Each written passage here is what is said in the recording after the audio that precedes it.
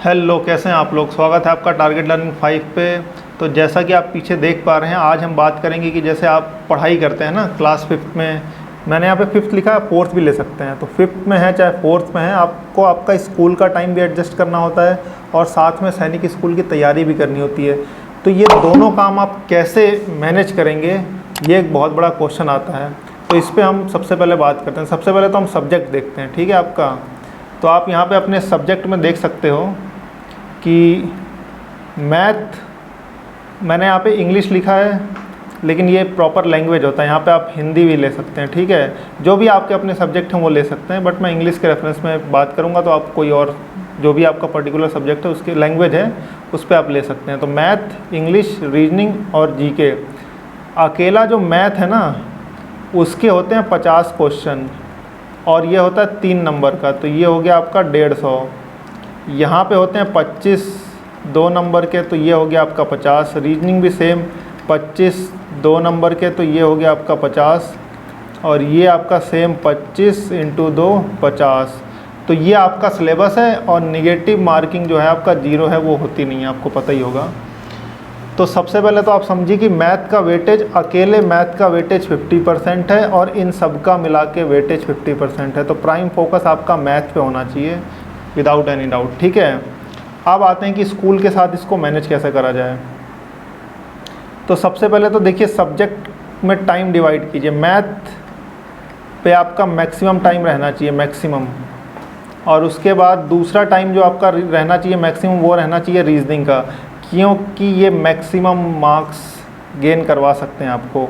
और रीजनिंग कुछ नहीं है, ये आपका एक हिसाब से देखो अप्लाइड मैथ है, ठीक है। क्योंकि मैथ में अगर आप देखो आपके क्वेश्चंस होते हैं, लेकिन रीजनिंग में क्या होता है, आपका पूरी एक हिसाब से मैथ जो है आपका एनालिटिकल यूज़ होती है।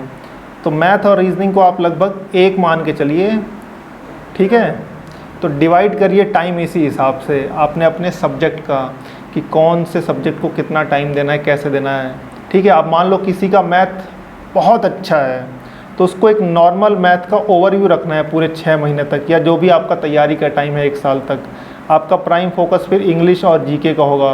अब जिसका इंग्लिश वीक है, उसका जो भी आपका पर्टिकुलर सब्जेक्ट वीक है, उस पर आपको फोकस ज़्यादा कर देना है। बट आपका जो सब्जेक्ट अच्छा है उसको रिवीजन में भी रखना है, उसको छोड़ना नहीं है। नहीं तो आपने छोड़ दिया तो आप एग्ज़ाम के टाइम में भूल जाओगे।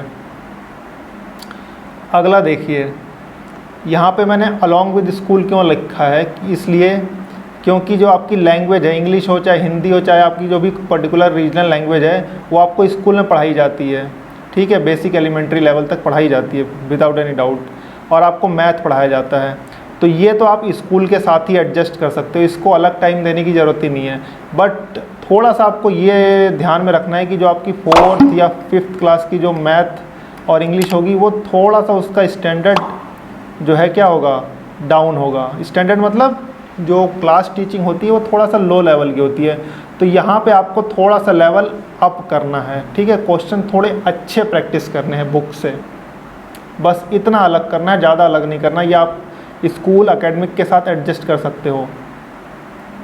इसको आपको अलग टाइम देना है, जीके को और रीजनिंग को अलग टाइम देना है, क्योंकि स्कूलों में जीके और रीजनिंग नहीं पढ़ाई जाती, और थोड़ा बहुत अगर जीके पढ़ाई भी जाती है तो बहुत बेसिक पढ़ाई जाती है, वो एग्ज़ाम लेवल की नहीं पढ़ाई जाती है।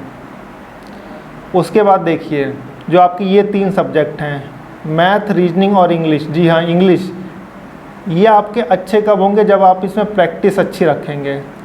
प्रैक्टिस अच्छी रखेंगे तब जाके आपके ये सब्जेक्ट अच्छे होंगे। मल्टीपल क्वेश्चन जो है प्रैक्टिस कीजिए, जो कि प्रीवियस ईयर एग्जाम में आ रखे हैं पिछले 5 से 8 सालों में। ज़्यादा पीछे मत जाइए, 5 साल का आप देखिए, मोर देन इनफ है, ठीक है। और उसके बाद जीके, ये एक हिसाब से एक ऐसी जगह है जहाँ पे कहते हैं अगर पत्ते सही पड़ गए तो बहुत सही नंबर आ जाएगा। अब पत्ते सही नहीं पड़े तो आपके और सब्जेक्ट की भी नंबर ये डाउन कर देगा। तो जीके पढ़ने की सिंपल सी आप स्ट्रेटजी रखिए। देखिए, जीके अपने आप में एक बहुत बड़ा एरिया है। आप क्या क्या पढ़ेंगे, तो पिछले 5 साल का पेपर पकड़िए, ठीक, PYQ पिछले 5 साल के, उसमें एक आप एनालिसिस करिए, ठीक है, कि आपके कौन कौन से टॉपिक हैं जो रेगुलर आ रहे हैं, कौन कौन से टॉपिक हैं जो ऑल्टरनेट आ रहे हैं, एक एक साल छोड़ के आ रहे हैं, या पिछले 5 साल में ऐसे कितने टॉपिक हैं जो लगभग 3 बार तक आ चुके हैं, यानी कि 50% से ऊपर एफिशिएंसी हो गई ना आपकी, 60-65%। तो जो टॉपिक पिछले 5 साल में रिपीट हुए हैं एटलीस्ट 3 टाइम्स, वो आपका प्राइम टारगेट होने चाहिए। दूसरा, कुछ न्यू टाइप के टॉपिक इंट्रोड्यूस हुए होंगे आपके, जैसे आपका डिफेंस वेपन और डिफेंस से रिलेटेड भी टॉपिक आते हैं। तो न्यू ट्रेंडिंग टॉपिक, किस तरह से जीके का पेपर किस डायरेक्शन में शिफ्ट हो रहा है, और जो आपके टॉपिक हाईलाइटेड आ रहे हैं। तो अगर आप इतना अगर कवर कर लेंगे तो आपके 25 में से मान के चलिए कि आपके 18 से लेके 21 तक के क्वेश्चन आपके कवर हो जाएंगे। बाकी के लास्ट के 3-4 क्वेश्चन को आप स्किप कर सकते हैं, ठीक है। जो टॉपिक लगभग 3 बार हर बार रिपीट हुए हैं, 5 में से 3 बार, वो आपके प्राइम फोकस होने चाहिए। और दूसरा, किस तरफ ट्रेंड शिफ्ट हो रहा है, कुछ नए टॉपिक्स भी आते हैं, ठीक है। तो पिछले 5 साल का आप देखोगे तो अंदाज़ा लग जाएगा। तो जीके में जो है ना, आपका प्राइम फोकस होना चाहिए प्रीवियस ईयर पेपर, इससे कहीं ज़्यादा एक्स्ट्रा पढ़ने की कुछ ज़रूरत नहीं है। और यहाँ पे आपका क्या करना है, यहाँ पे आपको सिर्फ प्राइम फोकस आपका क्या होना चाहिए, वो होना चाहिए रिवीजन। और इसको आपको स्कूल में से आप मान के चलिए, अगर आप 1 साल पहले से तैयारी में लग गए हैं तो आपको एक्स्ट्रा 1.5 से 2 घंटा देने हैं जीके और रीजनिंग के लिए, ठीक है। उस 1.5 घंटा में आप 1 घंटा रीजनिंग की प्रैक्टिस कीजिए और आधा घंटा जीके को रिवाइज़ कीजिए डेली। और बाकी जो आपका मैथ और इंग्लिश है वो तो आपका स्कूल के साथ ही चलेगा।